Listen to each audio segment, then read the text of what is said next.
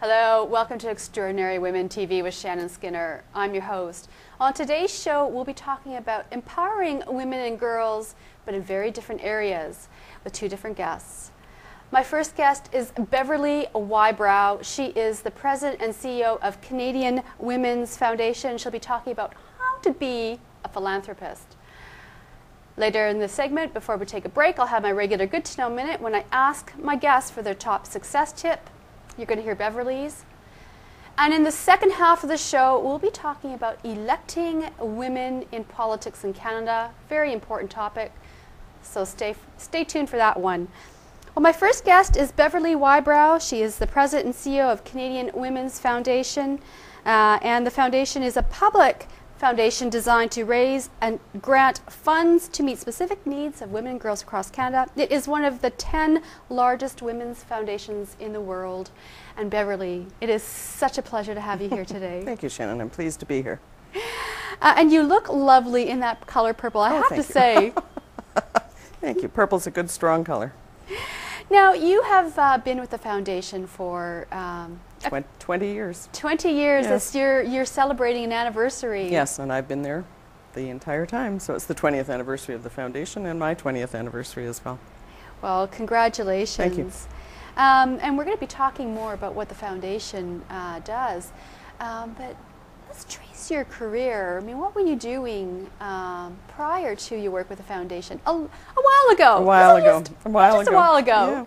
Well, I've actually always worked on women's issues and in the social services sector. I am one of the founders of the Assaulted Women's Helpline, which now serves all of Ontario. And I did a lot of work with the Toronto YWCA and a lot of other organizations in a volunteer capacity. And just before joining the foundation, I was with the Ontario Women's Directorate. So I've really had a focus on women and girls in my career. Yeah, you've won a number of awards as well. Yes. Congratulations. Thank you. Now, would you say that you are a champion for women and girls in Canada? Yes. That's an easy question. I would say yes, I am. My life work has shown me that when you invest in women and girls, it's a really effective way to change the world, because when you help women, they go on to help their children, their families, their communities, and there's a really strong ripple effect. So changing things for women and girls, or giving them the opportunities to change things for themselves, is really a really strong investment and a great way to build a better world. Is this something that you had to face when you were younger? Well, I think all of us as women have seen around us some of the struggles that women and girls have dealt with. Growing up, I grew up in a family where I was encouraged to take advantage of opportunities and go to university and do things that not all girls were doing at that point. But I certainly did see around me the situations that women were struggling with in terms of various forms of violence, the effects of living in poverty, especially for single mothers, and it was something that I became very interested in. Well, I was reading on your website, 1 in 7 women in Canada live in poverty. Yeah. I just was astounded by that figure. I think people tend to think more about women in other countries when they think about poverty and violence, and there isn't enough awareness that women in Canada still face significant challenges around poverty, and of course when women are poor, their children are poor, Right. And violence is still a major barrier for women as well. And while things have changed certainly in the last 20 or 30 years, and there are some good advances for girls, for example, they can choose wider career horizons and so on. There are some issues for girls that are quite alarming, in particular the hypersexualization of girls, the media messages that they get about their value as a person is in how they look, Right. and the growing explosion of pornography and things that can really make life difficult for girls. So while there have been positive changes, there also are new challenges that we're working on. You know, poverty, violence is another one of the Yes. topics you touch on. And I was reading on your website the stat: every 6 days, another woman in Canada has lost her life at the hands of a husband or boyfriend. Yes. And again, that was another figure that Yeah. that actually shocked me. Yeah.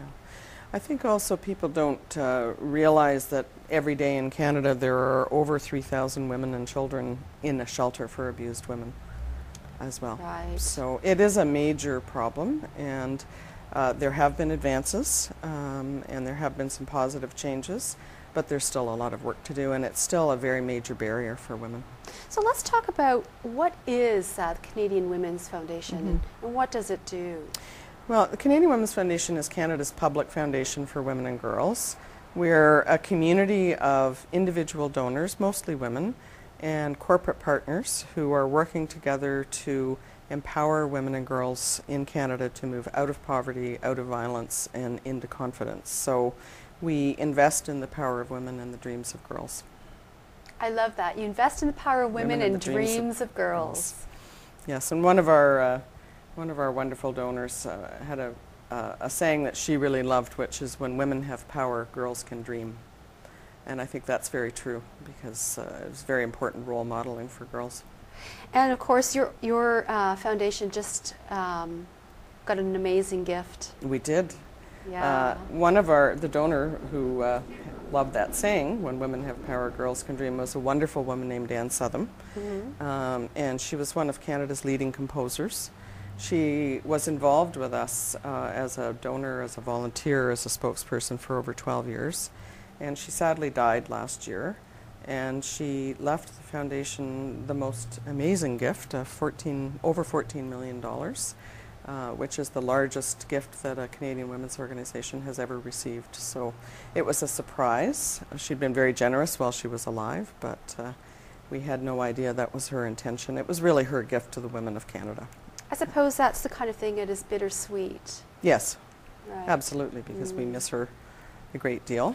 But I know that she was one of the founders of our Girls Fund, and I know that she really cared about giving all girls the opportunity to have the best life they could, and she really felt that she could make a change for women and girls across Canada, and so she made a spectacular gift that we, most of the money will be endowed to help make the foundation permanent for the women of the country. And we're also going to be able to double the amount of work that we're doing in our Girls Fund because of that. So we're very excited about that too. So it is bittersweet, and we miss her dearly, but it was an amazing gift from an amazing woman. So let's talk a bit about some of the initiatives, then, your programs of the foundation, so that people have an understanding of what. Sure. Well, we first of all raise money and create a community of donors who are interested in helping women and girls. And in particular, as I mentioned, we have a lot of women donors who are really interested in helping other women. So that's one half of our work, is building that community of donors who want to see a different world by investing in women and girls. And then we take the money and we invest in programs to help low-income women move out of poverty, either through self-employment training so that they can start their own small businesses, or through giving them the skills and support that they need to move into careers in trades and technology jobs. Yeah. In the violence against women area, we fund a lot of prevention work. The women who started the foundation were very interested in addressing the root causes of issues. So we fund education programs with teenagers, both girls and boys, around how to develop healthy relationships and prevent abuse in relationships. And in the area of violence against women, we also help women and children to rebuild their lives after they've experienced violence by giving them various kinds of support, counseling, and access to emergency loan funds and other supports. And then our Girls Fund, we fund programs for girls ages 9 to 13. And they are essentially empowerment programs that operate in a variety of different ways. Some of them are science clubs, some of them are physical activity programs, some of them are leadership programs all over the country, but they all have a common goal of empowering girls and giving them the skills that they need to be successful in their lives. Well, it sounds like a worthy foundation. I think so. You must love what you do. I love what I do, and I'm very privileged. It's a great privilege in life to do work that you love and to do work that makes a difference in the world, and to do it with people that you love and respect is the icing on the cake, so you can't ask for more than that, Shannon. Well, you know, and that leads me into my break, which is my good to know minute. Okay. And I know you've got a great tip. I do, and it's really based on my life experience. My tip is my life experience has shown that it's really absolutely amazing what we can accomplish when we work together. So if we take the time to help us focus on common goals and build community together, we can collaborate, work together, and change the world. Well, that sounds good to me, and that is good to know. Well, we're going to take a quick break, and when we come back, more with Beverley Wybrow, who's here with the Canadian Women's Foundation, and we'll be talking about how you can become a philanthropist. So stay right there.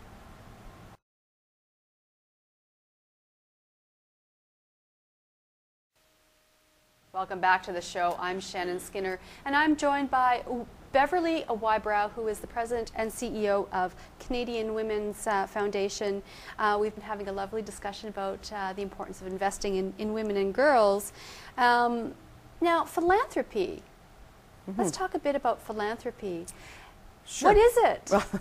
Well, first of all, Shannon, I think a lot of people think philanthropy is something that only rich people do, and that's not true. Philanthropy is really, it's the giving of money, and it's the giving of time. Volunteering as well as giving money, and it's something women have always done, particularly volunteering, but there's been a real movement in the last 20 or 30 years of the growing importance of women in philanthropy. And as I mentioned earlier, you know, we had a wonderful donor who gave us a $14 million gift, and we have many donors who give us $100 a year, and our power comes from our pooling of those resources together and what we're able to accomplish by putting together a big pool of resources from a lot of us that can work to change things. So people should think of themselves as a philanthropist if they give money, if they give time, and even informally. You know, women especially do a lot of informal volunteering with their families and with their communities, and that's all part of philanthropy as well. Well, it's a very different way of looking at philanthropy, I think, as you pointed out, than most people do. I mean, it's true that I think the general population thinks in order to be a philanthropist, you need to have significant wealth. Yes, yes. So and I think women approach philanthropy differently than men as well. There's been some interesting research on that. Women get involved in giving of time and money because they really want to know that what they give is going to make a difference. And that's the most important motivation for women. It's more important than recognition or having their name on a plaque. They really want to know what their contribution is going to accomplish. They're also very interested in root causes of issues, and women tend to take a longer term view, so that if we can educate girls, for example, or educate girls and boys about healthy relationships, we'll be able to address the root causes of some of the issues. And women are very interested and understand that. So philanthropy, you know, even I had always sort of thought of philanthropists as being people who are quite wealthy, well-heeled, perhaps live in Rosedale, Forest Hill, who have a lot of disposable income, and they give. But you're saying there's a different way of looking at philanthropy. Yeah. It's, you know, many Canadians give, and lots of women give, and give up their time and of their money. And I think increasingly women are interested in philanthropy and interested in finding out how their giving can make a difference. And for women, that seems to be the main motivator, much more so than recognition or having their name on a plaque. They really want to know what difference their contribution of both time and money is going to make. And they're also very interested in addressing root causes of issues. I think women understand instinctively that if we can build strong girls with strong skills, and if we can help teenagers, girls and boys, to understand how to have a healthy relationship, that will help to prevent problems in the future. And so women are interested in that kind of long-term view. Right. And that women are also interested in being part of a community and being with people who share their values. And that really gets women excited because they feel like they belong to something that is building a better world in the way that they think is important. So. Now, I know that you have some tips on how women and our viewers can become a philanthropist for the holiday season and beyond. Yes, yes. So year-round. Year-round, that's right. Respect your own thinking. Yeah, so I think it's important that when women are thinking about where they want to give their money and their time, that they think about their values and they think about some of the more common traditional ways that women think about collaborating, about understanding the need to work together, and that they keep those values in mind, and that they also keep in mind that we're not going to solve the world's problems unless we have the contributions of half of its population. So right. The ability to invest in other women and girls is really important to women. Now, what about raise your blood pressure just a little? Okay, I have to know. This is a tip. Well, we like to encourage women to think about something that really excites them. Your philanthropy should be something that makes you feel really good. If you're giving a gift on behalf of somebody else, it can give twice. It can make you feel good and it can make them feel good at the same time. But it really should be something that raises your blood pressure, that makes you just a little bit angry or a little bit excited, or something that you can really connect to. And we think that's important for women to think about when they're thinking about philanthropy. Just not raising their blood pressure too much. No, although we also encourage people to give a little bit more than they're comfortable with. Right. Get out of their comfort zone. That's a little. That's another way to raise your blood pressure just a little bit. Now, what about start a giving circle? Yeah, a lot of people, especially at this time of year, are looking for ways where they can give with groups of people, either co-workers, instead of exchanging small gifts in the office. A lot of offices now, the people contribute their money into a pool and then they work together to pick a charity that interests them all. Or you can do that with your book club. You can do it with a mother's group, mom's group that right. you belong to. There's a lot of different groups that we're part of, and these days people are, I think, not so interested in having a lot of small gifts from people. I think a lot of people are really interested in doing something charitable, and it's a great way to have a wonderful conversation with your group about what are your values and what would excite us as a group, and how could we go about helping women and girls, for example. How about involve your kids? Yes, a lot of our donors are very, very interested in teaching their children about philanthropy. And one of the best ways to do that is to give your children even a small amount of money, $20, $10, and tell them that it's to make a gift to change something in the world, and then to work with them to learn and to figure out where they would like to give their money and what kinds of things do they care about. A lot of kids, care about animals, or care about the environment, or they are really interested in helping people who are hungry, or they want to help other kids like themselves. So it's a good practice to get into, and that's something that you don't have to do just at the holidays. You can actually do that year-round. You can talk to your children about taking a small amount out of their allowance every week until they build up a little pool of money, and then deciding with them where they would like to spend it. So it's a great way of introducing your kids to the idea of giving. And I think for a lot of us, certainly that was part of my background, and part of the reason why I'm so interested in philanthropy, because I saw my parents do it and we were encouraged to think about it as well. So I think it's a great practice to get into with your kids. Well, what a great way to start with a little piggy bank and fill it up and get a bigger piggy bank and fill that up and get a bigger piggy bank for kids. I mean, wouldn't that be exciting? Yeah.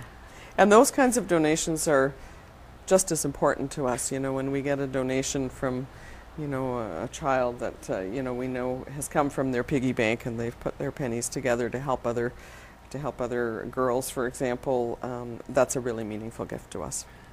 Now, how about this last one? Help yourself too. Yeah, I think one of the reasons over the years why women perhaps haven't made as many of their own decisions about philanthropy is I think somehow they felt it's wrong to give to themselves.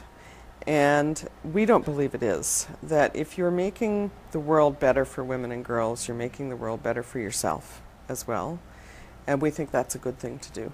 We think it's a good thing to invest in yourself at the same time as you're investing in other women and girls. So, you know, traditionally women have supported children's causes, health issues, and we want to encourage women to think about giving in a way that invests in themselves too. Well, Beverley, I've really enjoyed this time with you. If anyone wants to contact you or find out more information about the organization, where do they go on the website? The best place to go is our website, which is www.canadianwomen.org. And we have a great website, and they can see the work that we're doing and find out about philanthropy and make a gift online if they'd like. Well, I wish you all the best, and thanks for taking your time to come on the show and sharing your story today with my viewers. Thanks, Shannon. I've really enjoyed it. Thanks very much. I've been speaking with Beverley Wybrow, who is the President and CEO of the Canadian Women's Foundation. So again, for more information, you can visit the website at canadianwomen.org. You can also visit my website at extraordinarywomentv.com. Follow me on Twitter, Shannon_Skinner. I tweet about my guests and my shows, so you can find me there as well, and you can find out information about Beverley too. So, now just before we take a break, or we are going to take a quick break, and when we come back, I am going to introduce you to my next guest, Donna Daskow, who is one of Canada's leading pollsters and public opinion analysts. If there's somebody in Canada who has the finger on the pulse of what Canadians think, it is Donna. She's also the National Chair of Equal Voice, which is all about electing women in politics. So stay tuned.